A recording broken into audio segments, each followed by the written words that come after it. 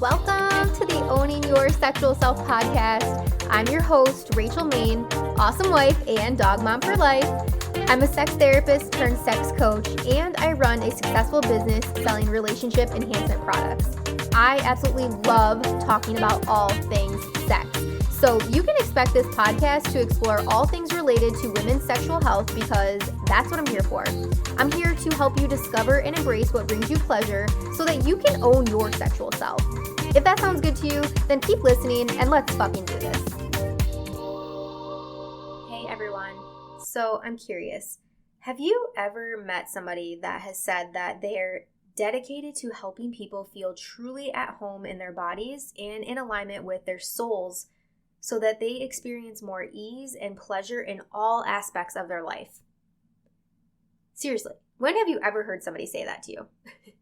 That's exactly who our guest is today.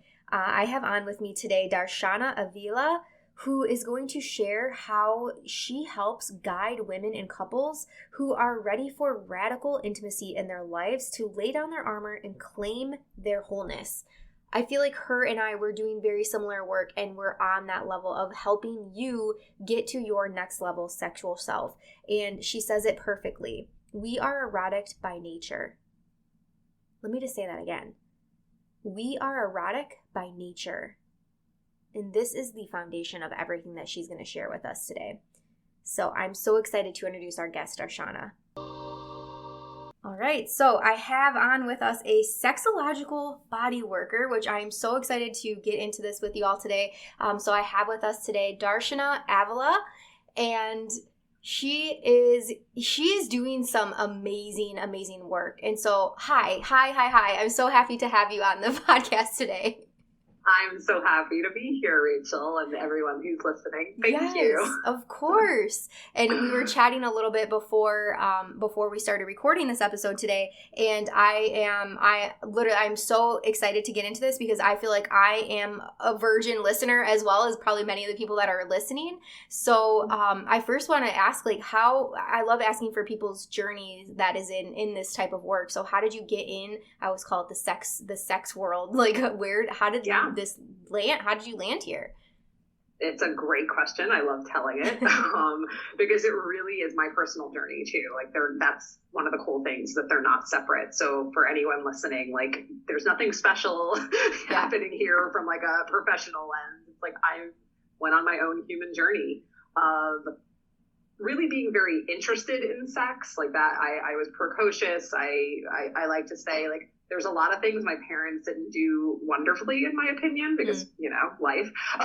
But they actually were quite supportive of my sexuality. There wasn't a lot of shame or repression around that I was exposed to directly. And so I got to explore my sex a lot. And what happened was I was married fairly young and in a loving monogamous relationship. And as far as I knew, we had good sex. And I didn't really have a different barometer than that. And it was when my marriage transitioned and we decided to go in different directions, largely because I was really deepening down a spiritual path that he just wasn't all that interested in. Mm-hmm. And I found myself wanting an integration between my sexuality and my spirituality. And that's the foundation that led me to a lot of exploring. Took me across the globe multiple times, spent extended periods in India, in Bali, in Thailand, a lot of that immersed in both classic and more modern tantric lineages. And all of that was happening during and immediately after a transition from having a corporate career. So I had a chapter of my life that looked very different.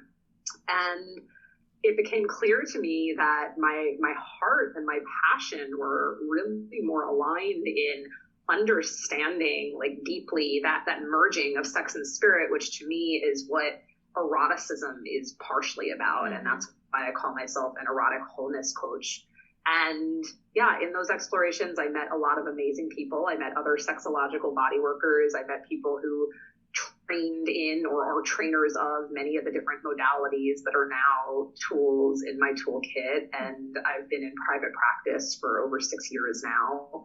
and also begun, now that we live in a COVID reality, it's brought a resurgence of teaching more groups and guiding more journey type experiences rather than only being in private sessions with people. And all of that is part and parcel with my own desire to have a more holistic experience of my sexuality and experience deeper intimacy that both includes what goes on when I'm in the bedroom or wherever it is that I'm choosing to be sexual, but also is bigger than that. Mm-hmm. And so that's a lot of what it's been about for me. Yeah.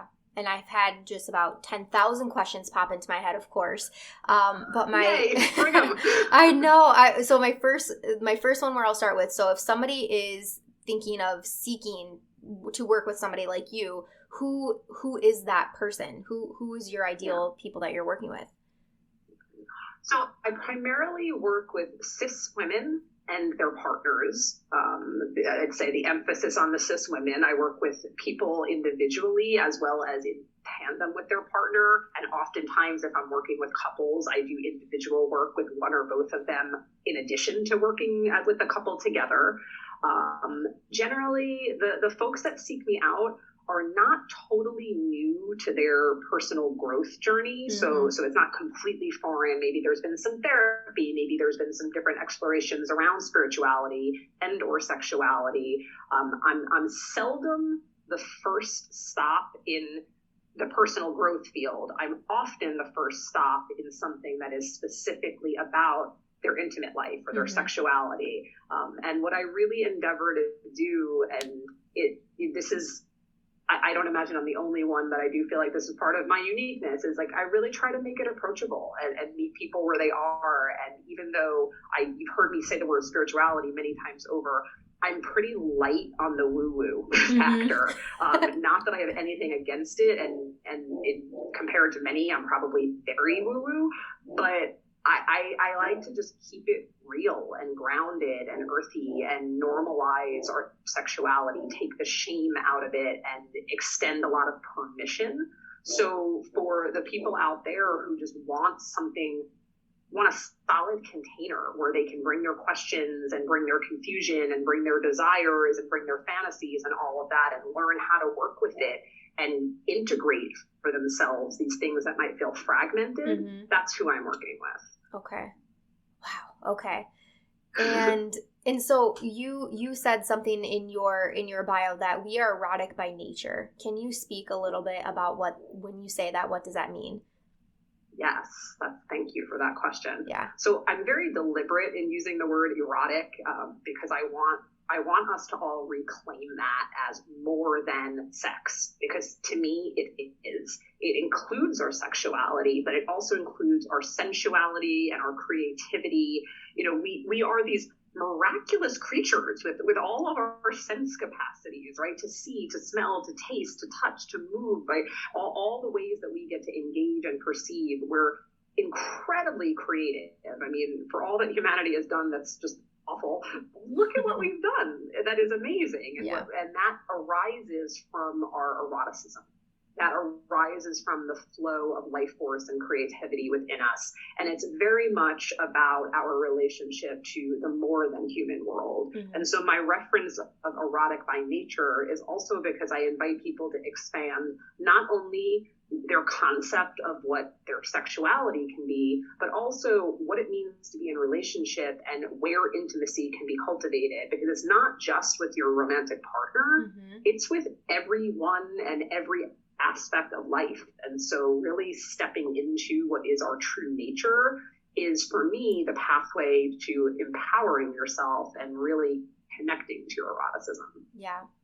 And this is leading me into, when in the work that I do, I work a lot with women, also cis women primarily, and really working around their self-pleasure and engaging in more self-pleasure and connecting with their self on that sexual level. And I would say for vice versa, for me, I'm usually the first stop of somebody that's like delving into this world of experiencing more sexuality or having more sex or bringing back their desire.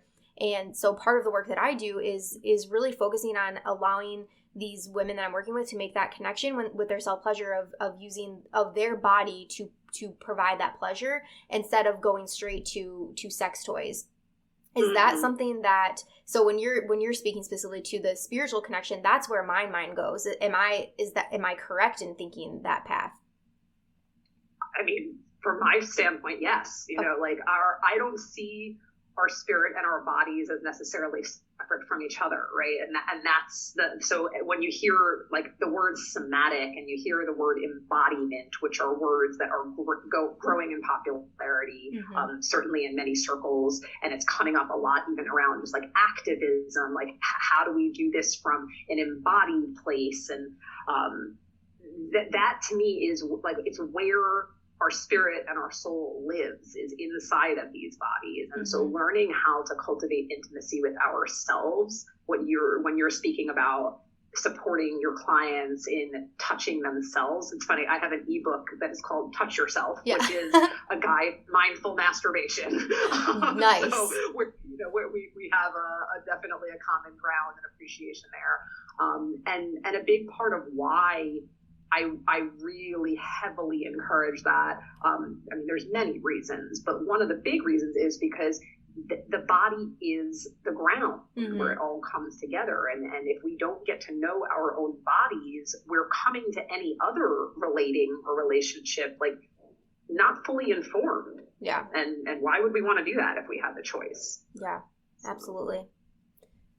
The next thing I want to ask is, when somebody does start working with you, what exactly does the work look like? Like, what are you actually doing with your clients? Yeah, it's a great question. And I will say, to some extent, it's different for different people if we're working in a very private coaching, customized way, because people seek me out for different things, and I have different tools in my toolkit. I also have a program that is actually going to be launching very shortly, which is more guiding us through the facets of erotic wholeness. And so what it's all about really is we start with like a level set of like, what matters to you? What is the intention that you're coming in with? And then we're looking at all the things that are standing in between you where you are in this moment and getting to that place. And very often, some of the elements that come up are, when it's specific to sexuality, it's empowering our own self-knowing. So people come to me very often, I don't know how to orgasm, or I only orgasm this way, or sex is just not exciting. My partner wants it more. My partner wants it less. Like there's often like where there's dissonance or disparities for people. And so I can't emphasize enough, you'll hear me say this phrase a lot, like it's really about intimacy with self. And I teach people how to do that on a physical level. So that's where things like masturbation coaching and self-touch can come in. But also on the level of working with the more tender parts of our psyche and our beingness, that is where we got shamed, where we come up against fear, where there is resistance, where we've not felt like we had permission to really be ourselves. And so I like to think of the work as a journey of reclamation, ultimately. It's like, it's not that you aren't already erotic by nature, back to that, like you absolutely are, but we've got to figure out like, where did the severance happen? Where did the bumps in the road kind of cause you to go sideways and lose track? And so we're going back and like picking up all the pieces and figuring out like, how does this all fit together for you now? How do you bring your whole self into relationship? And so it's a lot of we use guided imagery and meditative practices. There's movement, there's touch, there's hands-on sexuality involved, erotic bodywork, which is part of what falls under the umbrella of sexological bodywork. So a lot of different things can happen. And ultimately, what people come away with from working with me is a sense of self that is just far more deep and integrated and sexually permissive than when they started. And their relationships blossom because of that. Yeah, that's incredible for sure. And I always love when working with people too, it's like you're asking them about their past experiences. What do they remember about learning about sex or their first sexual experiences, and really all sexual experiences, because everything truthfully that's happened up until the point where we are today has created the person that we are today. And it's so fascinating to help these people kind of peel back those layers and then make that correlation, like, oh, so this is why I despise missionary sex, or this is why I can't have this in the bedroom, or this can't be happening. And I just think there's so much power in that for people. Once you can make that realization, it's like, now we can get shit done, essentially, you know? Absolutely. And I would say that it even goes before when we first became sexualized. Like, it's down to our very formative childhood material. The things that wounded us then, like, show up now. Then there's also the bigger context of, like, our cultural and societal imprints, and especially for women, not exclusively, but especially for women, there's a way in which, you know, our sexuality is meant to be in service to men, as in a very, like, heteronormative, like, dynamic. It's like, yeah, you don't have to have opinions. It really doesn't have to be about your pleasure. The inequity of orgasm is just a given. Sex is about, you know, him getting off and you just go along for the ride. And even my clients who intellectually know that is not the story that they ascribe to, changing how that lives in the body is a bigger piece of work. Bringing voice in, being able to actually say, I like this, I don't like that, I want this, I don't want that, here's what feels good to me, here's what I want to do. And learning, you know, because many people, even if they have the voice to say it, often don't know what to say. I get that a lot from clients. It's like, my partner wants me to give guidance and say what I want, but I don't know what I like. I can't tell you how often I hear that. Yeah. So that's a big piece of the journey is you actually have to learn what you like, which includes learning what you don't like, which includes learning about your boundaries, and all of that makes for just healthier being within yourself and relating with others sexually and beyond. Yeah. What are some other common struggles that come up for people that you're working with?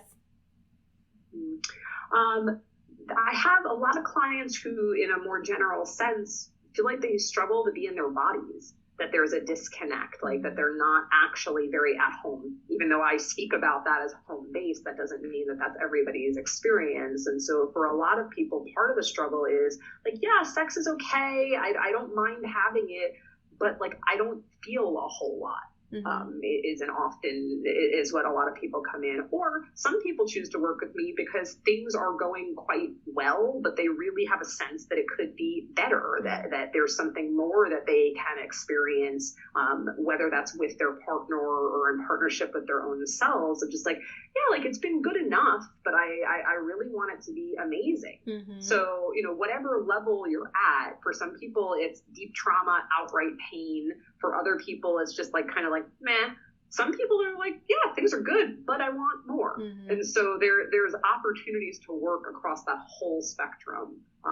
And that's the beauty and the dynamism of this kind of work. Yeah. I love that. I'm a person that I would never want to go through life or get to a point, you know, where I'm on my deathbed and I'm like, yeah, my sex was good enough. Or, you know, my marriage was pretty cool. Like, you know, I would be like, no, this shit was extraordinary. You know, I can't even tell you how many times I've had orgasms in my lifetime, you know, like that's what I want for myself. That's what I know a lot of people want. And the struggle is to get themselves to that point, you know? Exactly. And I want that for everybody too. I want everyone to have the sex life they want to have. And I probably want them to have even more than they give themselves permission to want to have. So. I know. If you knew what we knew about the possibilities, right? Because so many people, as you said, so many people go in with one, that heteronormative mindset, but also very quote unquote vanilla type sex. And even when I started this work, when I was going through sex therapy school, they have a sit through a class, which is all things under the spectrum regarding sexuality. And you're just sitting there in a room full of people, pretty much straight up watching porn with each other, and then really thinking about, okay, what comes up for you. But there were things in there that I'd never even given a thought to. And, it sparks curiosity. And I think for a lot of people listening to this podcast, I've had several guests on here talking about all sorts of things related to sex. And I think that's part of the work. It's like doing the research, finding the resources out there and just reading up on things related to sex, because you never know what's out there until you know what's out there, Right. Yeah, you just earlier just used the word that is like one of my favorite words, curiosity. Yes. When we can be curious about ourselves, about our sex, about our experiences, whole worlds of possibility open up. And the reality is we're not actually taught and encouraged to be curious in many ways. That goes against like the societal norms, the capitalist, patriarchal top down, like, okay, just like fall in line, go ahead and follow this pathway. And there is something distinctly antithetical to that when we really connect to our sexual selves, to our erotic selves. It is, I am very convinced that if more of the powers that be and the decision makers had satisfying, fully expressed sex lives and actually could claim their erotic nature, we'd be living in a different world. And I don't say that just to be quippy. Like, I believe that. Because when we get to be curious, when we get to be creative, when we can feel expansive in our expression, life is different. So, this is about sex, absolutely. And it's about so much more than that. Yeah. And I love the phrase too, that sex is very much a part of our overall health as humans. It's as much as important as it is to our physical health, to our emotional health, our spiritual health. It is a piece of the pie in the pie chart. And so often it's overlooked. And I know that comes from, so much taboo and stereotypes that are out there around sexuality. And especially now in the world that we're living in, I feel that it's the best time to start exploring these things and digging into that curiosity, because I feel like the world is slowly moving into the right direction of being more open-minded and being more accepting of people that are delving into experiencing and owning their sexual selves more. Absolutely. And there's another facet of that, right? Which is that like sex is good for our health. Yes, that's a true statement as far as I'm concerned. And there are also, my work in many ways sits at the intersection of eroticism, like the erotic and the therapeutic. Those two things actually can coexist. And so while certainly I help people have orgasms, also what I help people do is work with patterns of tension and numbness in their pelvic bowl and go through processes of de-armoring or pelvic massage to be working on the physical level with where we are holding so much of our tension, so much of our trauma, so much of like what it takes to move in the world in this day and age, where we have to brace ourselves and armor up just to get through. That is felt in our bodies, even if we don't consciously orient to it. So it's about the orgasms, sure, but it can also just be when we talk about this being good for your health, it's the same way that you might get a massage. Like you guys say, oh, my shoulders hurt, my neck hurts, I need a massage.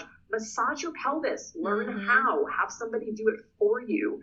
The fact that is not mainstreamed is like just hugely problematic. And yes, there are pelvic floor physical therapists out there, and thank goodness. And I'm glad that there is at least some access point. And like a pelvic floor PT can do some great work.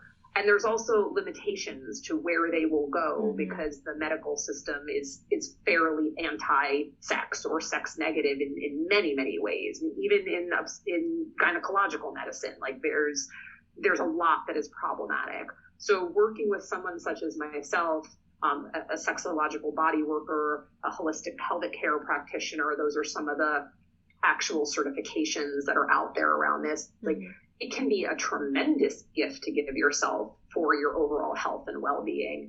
And any practitioner worth their salt is going to be able to work directly with you, but also guide you and empower you to work with yourself. That's the intention here, is that this is meaningful to you, and you come away with skills, with practices, with insights and information that you take into your life with you, and you begin to apply it and experiment and get curious from there. Yeah. It's like for, I'm sure a lot of people, it's the goal is orgasm, but truthfully the work happens. It's the journey to the orgasm. That's where all the amazingness comes from. Exactly. And the reality, and I'm guessing you probably already know this, if we stop obsessing over the orgasm and we don't put so much pressure on the orgasm, guess who tends to show up more easily? Yeah. It's we have a very goal-oriented orientation, a very goal-oriented culture toward sex, and that doesn't serve most of us. There's nothing wrong with orgasms. They're fabulous. I want you to have them. I want to have them. Mm-hmm. More orgasms, yes, please. And let's normalize that does not have to be the pinnacle of every and any sexual experience, and that we don't have to put the focus on that all the time just to do good work within our bodies or to feel pleasure or to feel connected. It's not just about that peak experience, and there's many different ways to orgasm, many different kinds of orgasm. Mm-hmm. So variety is the spice of life as far as I'm concerned. Yes, I love that. And yeah, that's something often that I recommend to people is to focus on the pleasure and not the orgasm, because, you know, our good old brain, whatever's going on up here, we're putting so much stress on ourselves and so much pressure on ourselves that can sometimes just create that wall, as you're mentioning. So I love that. So what, I know you have a ton of resources that you are wanting to mention. You mentioned an ebook, you mentioned a few things before we started recording, but how can people find you, and what are some of the resources that you have that you can offer to people? Absolutely. So yes, the ebook is a great place to start. Touch Yourself. It's a guide to mindful masturbation meditation, and it really gives you a lot of fantastic information to have a jumping off point to your own self-touch, self-intimacy practices. And that is on my website. There's also a link to it on my Instagram. So anywhere you find me, you can find your way to the ebook pretty easily. Erotic Wholeness is my Instagram handle, and my website is darshanaavila.com. And I'm sure you'll have all the links for folks listening. But yeah, to share a little about more, like if you're wanting to work with me directly, one point of entry, if you want to just check things out, is I do a monthly self-touch sex magic ritual around the full moon. So I said earlier, I'm not super woo-woo, and then there I go. I have a full moon circle.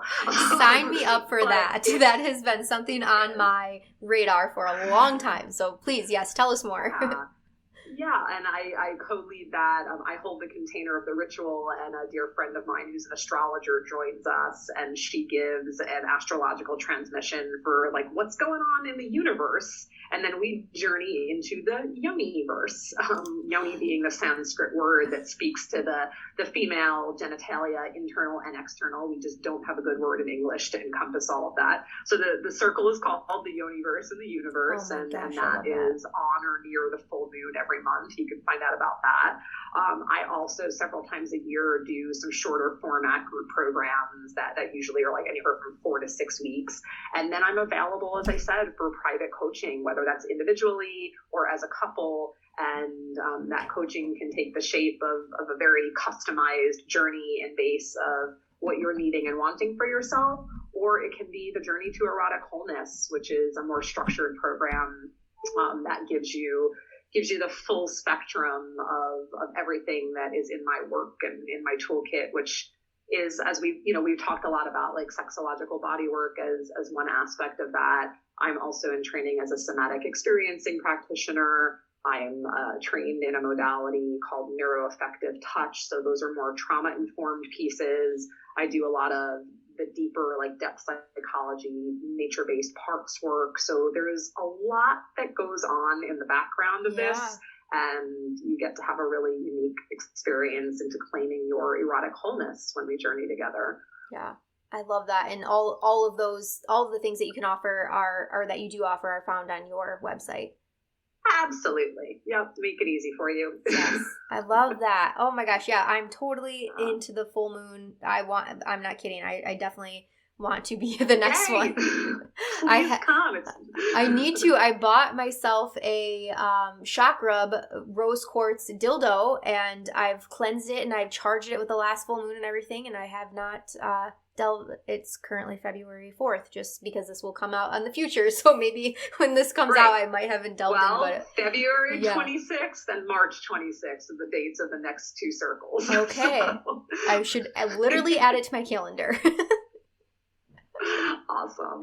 It was such a joy to have this conversation. Yes. Thank you so much. And yeah, we'll definitely link all of the things in the show notes for people so that they can easily find you. But this was, like I said, I knew that this was going to be a good episode, and I'm sure that a lot of people got a lot of information. And again, that our curiosity is our word for this episode, I think, because yeah, I think that's a good theme to roll with, because so many people out there listening to a podcast like this, I'm willing to guess that they have some curiosity. So yes, bring it. Bring your questions. I'm fairly active on my Instagram. I love to answer questions if you want to reach me there or through my website. Like, bring it. Let's make some meaningful dialogue between us. Yes. Tap into your erotic nature, because it's there. Yes. Awesome. Well, thank you so much again. Thank you, I appreciate Rachel. you. Thank you. Thank you so much for listening to today's episode. If you loved it, be sure to subscribe so you never miss a thing. And if you loved it so fucking much, be sure to leave a 5-star review. I'll see you next week, and until then, keep owning your sexual self.